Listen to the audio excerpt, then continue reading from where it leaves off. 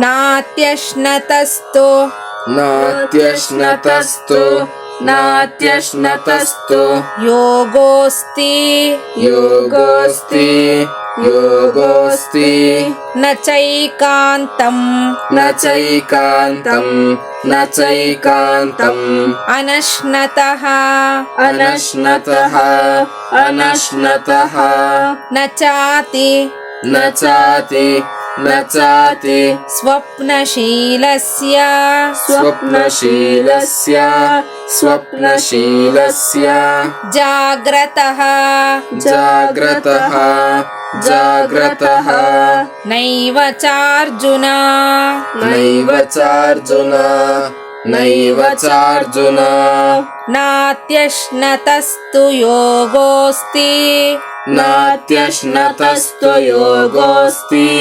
ನಾತ್ಯಶ್ನತಸ್ತು ಯೋಗೋಸ್ತಿ ನ ಚೈಕಾಂತಮನಶ್ನತಃ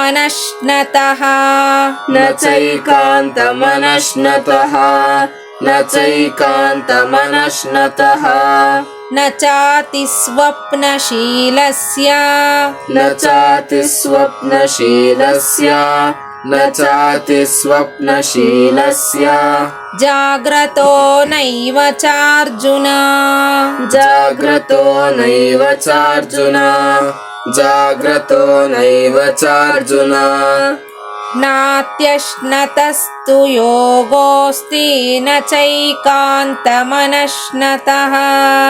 ನಾತ್ಯಶ್ನತಸ್ತು ಯೋಗೋಸ್ತಿ ನ ಚೈಕಾಂತಮನಶ್ನತಃ ನಾತ್ಯಶ್ನತಸ್ತು ಯೋಗೋಸ್ತಿ ನ ಚೈಕಾಂತಮನಶ್ನತಃ ನ ಚಾತಿ ಸ್ವಪ್ನಶೀಲಸ್ಯ ಜಾಗ್ರತೋ ನೈವ ಚಾರ್ಜುನ ನ ಚಾತಿ ಸ್ವಪ್ನಶೀಲಸ್ಯ ಜಾಗ್ರತೋ ನೈವ ಚಾರ್ಜುನ ನ ಚಾತಿ ಸ್ವಪ್ನಶೀಲಸ್ಯ ಜಾಗ್ರತೋ ನೈವ ಚಾರ್ಜುನ ನಾತ್ಯಶ್ನತಸ್ತು ಯೋಗೋಸ್ತಿ ನ ಚೈಕಾಂತಮನಶ್ನತಃ ನ ಚಾತಿ ಸ್ವಪ್ನಶೀಲಸ್ಯ ಜಾಗ್ರತೋ ನೈವ ಚಾರ್ಜುನ ನಾತ್ಯಶ್ನತಸ್ತು ಯೋಗೋಸ್ತಿ ನ ಚೈಕಾಂತಮನಶ್ನತಃ ನ ಚಾತಿ ಸ್ವಪ್ನಶೀಲಸ್ಯ ಜಾಗ್ರತೋ ನೈವ ಚಾರ್ಜುನ ನಾತ್ಯಶ್ನತಸ್ತು ಯೋಗೋಸ್ತಿ ನ ಚೈಕಾಂತಮನಶ್ನತಃ ನ ಚಾತಿ ಸ್ವಪ್ನಶೀಲಸ್ಯ ಜಾಗ್ರತೋ ನೈವ ಚಾರ್ಜುನ. ಯೋಗಿಯಾದವನು ನಿರ್ವಾಣ ಪರಮವಾದ ನನ್ನಲ್ಲಿರೋ ಶಾಂತಿಯನ್ನ ಪಡಿತಾನೆ ಅಂತಾನೆ ಭಗವಂತ. ಮುಂದಿನ ಶ್ಲೋಕಗಳಲ್ಲಿ ಆಹಾರ ಮುಂತಾದವುಗಳ ಬಗ್ಗೆ ನಿಯಮವನ್ನ ಹೇಳ್ತಾ ಹೋಗ್ತಾನೆ ಭಗವಂತ. ನಾತ್ಯಶ್ನತಸ್ತು ಯೋಗೋಸ್ತಿ ನ ಚೈಕಾಂತಮನಶ್ನತಃ ನ ಚಾತಿ ಸ್ವಪ್ನಶೀಲಸ್ಯ ಜಾಗ್ರತೋ ನೈವ ಚಾರ್ಜುನ. ಆಚಾರ್ಯರು ಭಾಷ್ಯವನ್ನ ಬರೀತಾರೆ. ನ ಅತ್ಯಶ್ನತಃ ಆತ್ಮಸಂಹಿತಂ ಅನ್ನ ಪರಿಮಾಣಂ ಅತೀತ್ಯ ಅಶ್ನತಃ ಅತ್ಯಶ್ನತಃ ನ ಯೋಗಃ ಅಸ್ತಿ ನ ಚ ಏಕಾಂತಂ ಅನಶ್ನತಃ ಯೋಗಃ ಅಸ್ತಿ.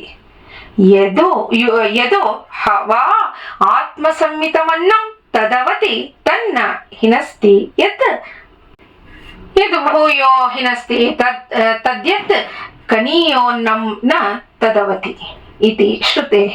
ತಸ್ಮಾತ್ ಯೋಗಿ ನ ಆತ್ಮಸಂಹಿತಾತ್ ಅನ್ನಾತ್ ಅಧಿಕಂ ನ್ಯೂನಂ ವಾ ಅಶ್ನೀಯಾತ್. ಅಥವಾ ಯೋಗಿನಃ ಯೋಗಶಾಸ್ತ್ರೇ ಪರಿಪಠಿತಾತ್ ಅನ್ನ ಪರಿಮಾಣಾತ್ ಅತಿಮಾತ್ರಂ ಅಶ್ನತಃ ಯೋಗಃ ನಾಸ್ತಿ.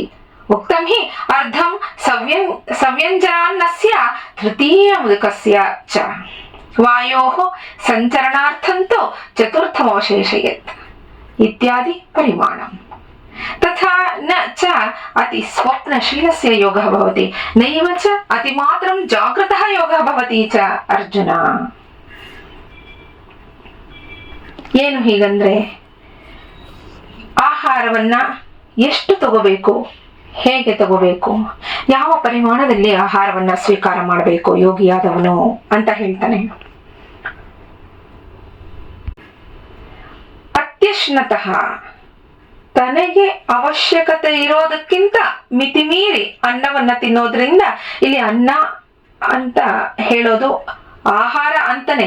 ಸಾಮಾನ್ಯವಾಗಿ ಅನ್ನವನ್ನ ತಿಂದ್ರೆ ಸ್ವಲ್ಪ ಜಾಸ್ತಿ ತಿಂದಾಗ ಯಾವಾಗ ಹೊಟ್ಟೆ ಭಾರ ಆಗತ್ತೋ ಅವಾಗ ಮಾಮೂಲಿನ ಹಾಗೆ ಪ್ರತಿಯೊಬ್ಬ ಮನುಷ್ಯನಿಗೂ ಸ್ವಲ್ಪ ನಿದ್ದೆ ಬರೋ ಹಾಗೆ ಆಗತ್ತೆ. ಅದಕ್ಕೆ ಅನ್ನ ಅನ್ನೋದು ಅದು ಆಹಾರ ಅನ್ನೋ ಅರ್ಥದಲ್ಲೇ ಹೇಳಿರೋದ್ರಿಂದ ಇಲ್ಲಿ ಅನ್ನವನ್ನ ಅಂತಾನೆ ಹೇಳ್ತಾನೆ ಭಗವಂತ. ಅತ್ಯಾಶಿಗೆ ಅಂದ್ರೆ ಹೆಚ್ಚಾಗಿ ತಿನ್ನೋವನಿಗೆ, ಅನ್ನವನ್ನ ಅವಶ್ಯಕತೆಗಿಂತ ಹೆಚ್ಚಾಗಿ ತಿನ್ನೋವನಿಗೆ ಯೋಗ ದಕ್ಕೋದಿಲ್ಲ. ಹಾಗೆ ನಿಯಮವಾಗಿ ಆಹಾರವನ್ನ ತಿನ್ನದೇ ಇರೋನಿಗೂ ಯೋಗ ದಕ್ಕಲ್ಲ. ಅದಕ್ಕೆ ಹೇಳುದು ಅತಿ ಸರ್ವತ್ರ ವರ್ಜಯೇತ್. ಅದು ಕಡಿಮೆ ಪ್ರಮಾಣದಾಗಿರ್ಬಹುದು, ಹೆಚ್ಚು ಪ್ರಮಾಣದಾರು ಆಗಿರಬಹುದು, ಯಾವುದೋ ಅತಿ ಆಗ್ಬಾರ್ದು. ಇಲ್ಲ ನಾನು ಸ್ವಲ್ಪ ಮಾತ್ರ ತಿಂತೀನಿ ಅಂತಂದ್ರೆ ಆಗ ಧ್ಯಾನಕ್ಕೆ ಕೂತ್ಕೊಂಡ್ರೆ, ಯೋಗಕ್ಕೆ ಕೂತ್ಕೊಂಡ್ರೆ ಆ ಏಕಾಗ್ರತೆ ಇರಲ್ಲ, ಹೊಟ್ಟೆ ಕಡೆ ಗಮನ ಹೋಗುತ್ತೆ. ಅತಿಯಾಗಿ ತಿಂದ್ರೆ ಹೊಟ್ಟೆ ಭಾರ ಆಗತ್ತೆ, ನಿದ್ದೆ ಬರುತ್ತೆ. ಅದಕ್ಕೆ ಭಗವಂತ ಹೀಗೆ ಹೇಳೋದು, ಯಾವ ಅನ್ನ ತನಗೆ ಸಾಕಾಗುವಷ್ಟು ಮಾತ್ರ ತಿಂತಾನೋ ಅದು ಅವನನ್ನ ಕಾಪಾಡತ್ತೆ. ಅದು ಆಗ ತೊಂದರೆಯನ್ನ ಉಂಟು ಮಾಡಲ್ಲ, ಅದು ಆರೋಗ್ಯವನ್ನ ಕಾಪಾಡತ್ತೆ. ಶ್ರುತಿಯೇ ಇದಕ್ಕೆ ಪ್ರಮಾಣ ಅಂತ ಹೇಳ್ತಾನೆ. ಆದ್ರಿಂದ ಯೋಗಿ ತನ್ನ ಅಳತೆಗಿಂತ ಹೆಚ್ಚಾಗಿ ಅಥವಾ ಕಡಿಮೆಯಾಗಿ ಊಟ ಮಾಡಬಾರದು. ಆದ್ರಿಂದ ಯೋಗಶಾಸ್ತ್ರದಲ್ಲಿ ಆಹಾರವನ್ನ ಸ್ವೀಕಾರ ಮಾಡೋದ್ರ ಬಗ್ಗೆ ಹೇಳ್ತಾರೆ. ವ್ಯಂಜನ ಸಹಿತವಾದ ಅನ್ನಕ್ಕೆ ಅರ್ಧ, ನೀರಿಗೆ 1/4 ಭಾಗ, ವಾಯುವಿನ ಸಂಚಾರಕ್ಕೆ ಇನ್ನು 4ನೇ ಅಂಶವನ್ನ ಉಳಿಸ್ಕೋಬೇಕು ಅಂತ ಪರಿಮಾಣವನ್ನ ಹೇಳ್ತಾರೆ ಯೋಗಶಾಸ್ತ್ರದಲ್ಲಿ. ಹೇಳ್ತಾನೆ ಭಗವಂತ. ಹಾಗೆ ಅರ್ಜುನ ಬಹಳವಾಗಿ ನಿದ್ರಿಸೋನಿಗೂ ಅತಿಯಾಗಿ ಎಚ್ಚರವಾಗಿರೋನಿಗೂ ಯೋಗ ದಕ್ಕಲ್ಲ ಅಂತ. ಅದಕ್ಕೆ ಮಹಾಯೋಗಿ ದತ್ತಾತ್ರೇಯ ಅಲರ್ಕನಿಗೆ ಹೇಳ್ತಾನೆ, ಯೋಗವನ್ನ ಅಭ್ಯಾಸ ಮಾಡೋನು ಯಾವಾಗೂ ಅನ್ನ ಸ್ವೀಕಾರ ಮಾಡಬೇಕು. ಯಾವಾಗೂ ಅಂದ್ರೆ ಈಗ ಒಂದು ಪಾವು ಅಕ್ಕಿಗೆ 3ಕ್ಕಿಂತ ಹೆಚ್ಚು, ಸಾಮಾನ್ಯವಾಗಿ 3ರಷ್ಟು ಅಳತೆ ಅಂತ ಇಟ್ಕೋತಾರೆ, 4ರಷ್ಟು ಅಳತೆ ಅಂತ ಇಟ್ಕೋತಾರೆ. ಅದಕ್ಕಿಂತ 5-6ರಷ್ಟು ಅಳತೆಯಲ್ಲಿ ಯಾವಾಗುವನ್ನ ತಯಾರಿಸ್ಕೋಬೇಕು. ಅಂದ್ರೆ ಅನ್ನದ ಗಂಜಿ, ಅದಕ್ಕೆ ಸ್ವಲ್ಪ ತುಪ್ಪ ಹಾಕಬೇಕು. ಇದು ಈ ಒಂದು ಅನ್ನದ ಗಂಜಿಗೆ ಯೋಗ ಭಾಷೆಯಲ್ಲಿ ಯವಾಗು ಅಂತ ಹೇಳೋದು. ಈ ಯವಾಗುವನ್ನ ಯೋಗಿಯಾದವನು ಸ್ವೀಕಾರ ಮಾಡಬೇಕು. ಅದು ಏನ್ ಮಾಡುತ್ತೆ ಅಂದ್ರೆ ಅವನ ಆರೋಗ್ಯವನ್ನ ಯಾವಾಗ್ಲೂ ಚೆನ್ನಾಗಿಟ್ಟಿರತ್ತಂತೆ. ಹಾಗೆ ದೇಹಕ್ಕೆ ಯಾವುದೇ ರೀತಿಯ ತೊಂದರೆಯಾಗಲ್ಲ. ಯೋಗಾಭ್ಯಾಸ ಮಾಡುವಾಗ ಯಾವುದೇ ರೀತಿಯ ತೊಂದರೆಯೂ ಆಗಲ್ಲ. ಆದ್ರಿಂದ ಯಾವಾಗವನ್ನ ಸ್ವೀಕಾರ ಮಾಡಬೇಕು ಅಂತ ದತ್ತ ಅಲರ್ಕನಿಗೆ ಹೇಳ್ತಾನೆ, ಯೋಗವನ್ನ ಅವನಿಗೆ ಅಭ್ಯಾಸ ಮಾಡಿಸುವಾಗ. ಅದರಿಂದ ಭಗವಂತ ಅದಕ್ಕೆ ಹೇಳ್ತಾನೆ ಇಲ್ಲಿ, ಅವಶ್ಯಕತೆಯಿಂದ ಜಾಸ್ತಿ ತಿನ್ನಲೂಬಾರ್ದು, ಅತಿ ಕಡಿಮೆನೂ ತಿನ್ನಬಾರ್ದು.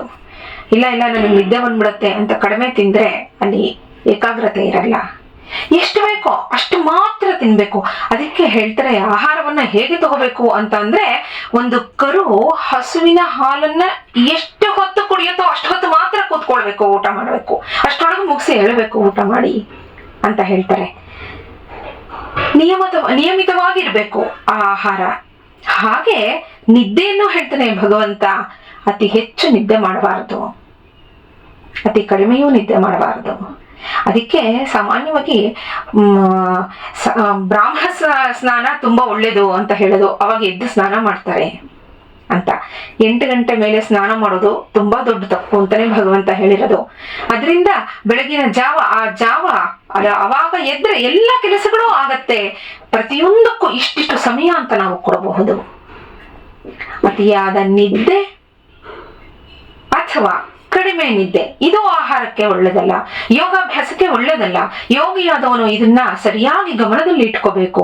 ಆಹಾರವಾಗ್ಲಿ ನಿದ್ದೆಯಾಗ್ಲಿ ಸರಿಯಾಗಿ ಆಗಬೇಕು. ಎಷ್ಟು ಬೇಕೋ ಅಷ್ಟು ಮಾತ್ರ ಆಗಬೇಕು ಶರೀರಕ್ಕೆ. ಯಾವುದು ಜಾಸ್ತಿ ಆದ್ರೂ ಅಲ್ಲಿ ತೊಡಕುಂಟಾಗತ್ತೆ ಯೋಗಾಭ್ಯಾಸಕ್ಕೆ ಅಂತ ಹೇಳ್ತಾನೆ.